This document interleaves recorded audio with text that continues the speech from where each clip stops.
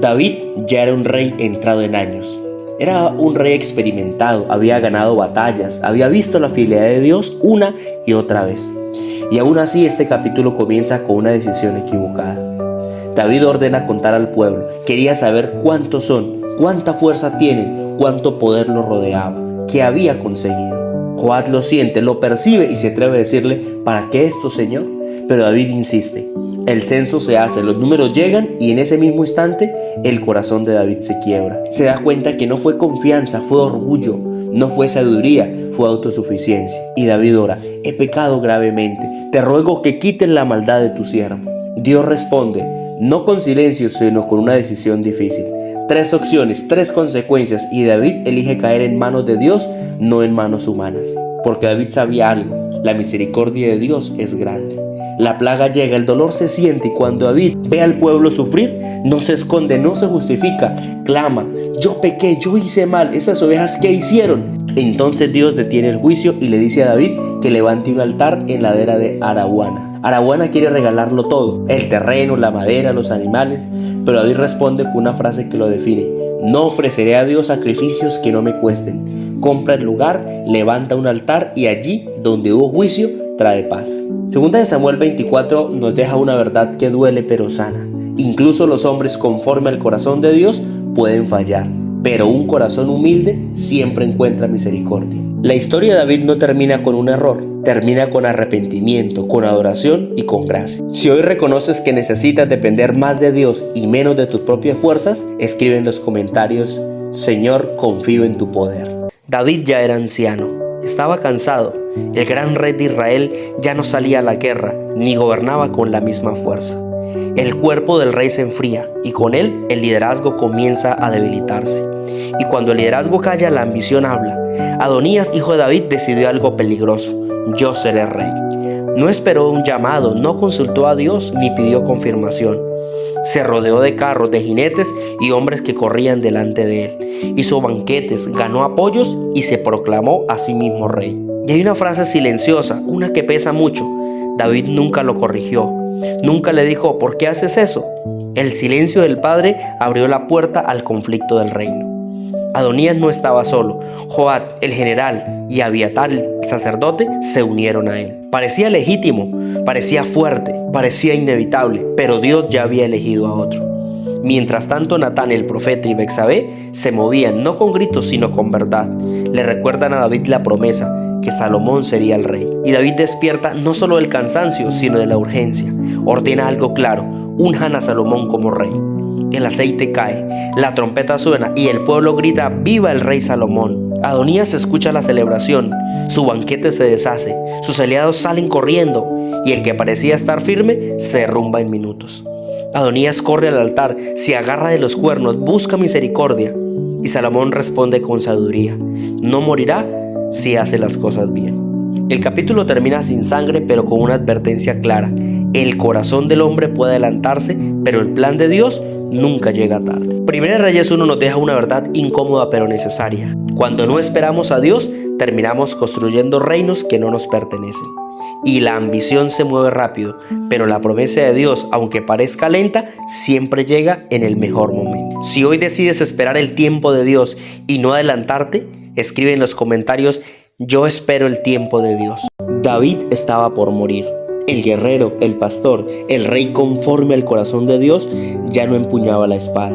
Sus palabras eran lentas. Y cuando un hombre llega al final, sus palabras pesan por la experiencia. David llamó a Salomón y le dice: yo voy por el camino de toda la tierra. Esfuérzate y sé hombre. Pero no le habla de poder, le habla de obediencia. Le recuerda la ley de Dios. Le habla de caminar en sus caminos, porque el reino no se sostiene con fuerza, se sostiene con fidelidad. Luego David menciona nombres, historias no resueltas, heridas abiertas. Le habla de Joab, el general valiente, pero desobediente, el que derramó sangre en tiempos de paz. Habla de Simei, el que lo maldijo cuando huía y luego pidió misericordia. No es venganza, es justicia pendiente, porque un reino que ignora la verdad termina pagando el precio. David recuerda a Barzillai, el que lo ayudó cuando estaba en el desierto, y enseña a Salomón algo clave: no olvides a los fieles. David muere y Salomón se sienta en el trono. Pero el trono no trae descanso, trae decisiones. Adonías vuelve a aparecer, pide a Abisag, no es amor, es política. Salomón lo entiende y actúa. Abiatar es desterrado. Joab corre al altar, pero el altar no cubre la culpa no arrepentida. Simei recibe una oportunidad, una frontera clara, una advertencia misericordiosa. Y cuando Simei la cruza, la consecuencia llega. El capítulo termina con una frase sencilla. El reino fue afirmado en manos de Salomón. No lo hizo por la violencia, sino por decisiones firmes. Primera de Reyes 2 nos recuerda algo serio. La gracia no elimina la responsabilidad. Dios perdona, pero el carácter sostiene el futuro. El liderazgo no solo hereda promesas, también hereda cuentas pendientes. Si hoy entiendes que obedecer a Dios es más importante que quedar bien con los demás, escribe en los comentarios: quiero un corazón fiel. Salomón ya es rey, el trono está firme y el reino está en calma. Pero hay algo que todavía no se ve: el peso de gobernar. Salomón ama al Señor, pero todavía ofrece sacrificios en cualquier lugar, no por rebeldía, sino porque el templo aún no había sido construido. Una noche en Gabaón Dios se le aparece en sueños, y Dios no le da órdenes, no le impone cargas, le hace una pregunta que llega al alma: pide lo que quieras que yo te dé. Salomón podría haber pedido muchas cosas: larga vida, riquezas, victoria sobre sus enemigos, seguridad para el trono. Pero Salomón recuerda algo: es joven, es inexperto y gobierna un pueblo grande. Entonces responde: yo soy como un niño, no sé cómo entrar ni salir. No finge fortaleza, no presume madurez, reconoce su límite y pide algo que no brilla pero sostiene todo: un corazón entendido para gobernar, para discernir entre el bien y el mal. Y eso agradó a Dios, porque Dios no se impresiona con ambición sino con humildad. No bendice el ego, bendice el corazón que sabe lo que necesita. Dios le concede sabiduría sin comparación y además lo que él no pidió: riquezas, honra, paz, pero con una condición clara: si andas en mis caminos. El sueño termina, pero la prueba comienza. Dos mujeres llegan ante Salomón: un niño vive y el otro ha muerto. No hay testigos, no hay pruebas, solo dolor y una verdad escondida. Salomón pide una espada, no para matar, sino para revelar el corazón. La verdadera madre grita: no lo maten, entréguenlo vivo. Y Salomón entiende: la sabiduría no solo fue un don, fue un discernimiento en acción. Israel oye el juicio y teme, porque entendió que Dios estaba con su rey. Primera de Reyes 3 nos deja una pregunta abierta. Si Dios te pregunta hoy qué quieres, ¿qué pedirás? Porque lo que pedimos revela quién gobierna nuestro corazón. Si hoy entiendes que necesitas la sabiduría de Dios para tomar decisiones correctas, escribe en los comentarios: Señor, dame un corazón sabio. La sabiduría que Dios dio a Salomón no se quedó en palabras bonitas, ni en una historia admirable. Comenzó a notarse, a organizarse, a dar forma al reino. Salomón estableció autoridades, príncipes, sacerdotes, escribas y gobernadores por las regiones, cada uno con una función, cada uno con una responsabilidad, no para competir, sino para servir. Israel ya no era un pueblo improvisado, ahora era una nación con orden. 12 gobernadores fueron puestos sobre todo el territorio. Cada uno sostenía la mesa del rey un mes al año. No era solo administración, era previsión, era equilibrio, era cuidado del pueblo. El texto lo dice con sencillez pero con fuerza. Judá e Israel eran muchos, comían, bebían y se alegraban. Había estabilidad, paz, había descanso.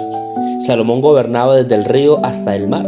Los reinos vecinos traían tributo, no por miedo, sino por respeto, y el reino florecía.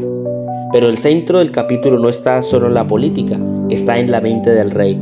Dios da a Salomón sabiduría, entendimiento sin medida y amplitud de corazón. Habló 3000 proverbios, compuso más de 1000 cantares, conocía de árboles, de animales, de aves, de peces. La sabiduría tocaba todo: la tierra, la vida, la creación. Gente de todas partes venían a escucharlo.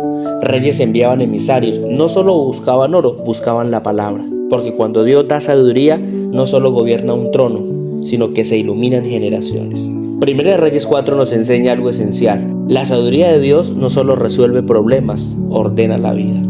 Se trae paz, equilibrio, estabilidad, se trae alegría compartida. Cuando Dios gobierna la mente, el corazón y las decisiones, entonces el pueblo descansa. Si hoy entiendes que necesitas que Dios ordene las áreas de tu vida, escribe en los comentarios: Señor, ordena mi corazón. La paz que Dios le dio a Salomón no era para quedarse quieto, era para construir. El reino estaba firme, las fronteras seguras, el pueblo en descanso. Entonces Salomón entendió algo clave: era el momento de edificar la casa de Dios. No cualquier edificio, no era un proyecto personal, el lugar donde el nombre del Señor habitaría. Salomón recordó la promesa hecha a David, que su hijo levantaría el templo, y ahora ese tiempo había llegado. Entonces escribió al rey Hiram de Tiro, un rey extranjero, un rey antiguo aliado de David. No comenzó pidiendo madera, comenzó hablando de propósito. Le dijo: mi padre quiso edificar una casa al nombre de Jehová, pero no pudo por causa de las guerras. Ahora Dios me ha dado paz y quiero edificar. Hiram se alegró, reconoció que Dios había dado a Israel un rey sabio y aceptó ayudar. Cedros del Líbano, madera escogida y lo mejor de lo mejor. Salomón organizó trabajadores, cortadores, cargadores, artesanos. Nada fue improvisado, nada se dio apresuradamente. El texto muestra algo hermoso. La casa de Dios se empezó a construir antes de poner una sola piedra. Se construyó primero en orden, en acuerdos, en responsabilidad, en visión. 30,000 hombres trabajaban por turnos, no agotados, no explotados, organizados. 80,000 cortaban piedra en los montes, 70,000 las transportaban. Todo tenía estructura, todo tenía un propósito, todo apuntaba a glorificar a Dios. Porque cuando Dios da paz, no es solo para descansar, es para preparar lo eterno. Primera de Reyes 5 nos recuerda algo profundo. La paz no es el final del camino, es el comienzo de la obediencia. Dios nos da temporadas tranquilas no solo para disfrutarlas, sino para edificar lo que glorifica su nombre. La pregunta no es ¿estoy en paz? La pregunta es ¿qué estoy construyendo en el tiempo de paz? Si hoy entiendes que Dios te ha dado un tiempo de calma para construir algo mayor, escribe en los comentarios: estoy construyendo para Dios. Y si aún no me has seguido, sígueme, porque aquí compartimos la palabra de Dios todos los días, capítulo a capítulo. Y recuerda, soy Iván Rincón. Que Dios te bendiga.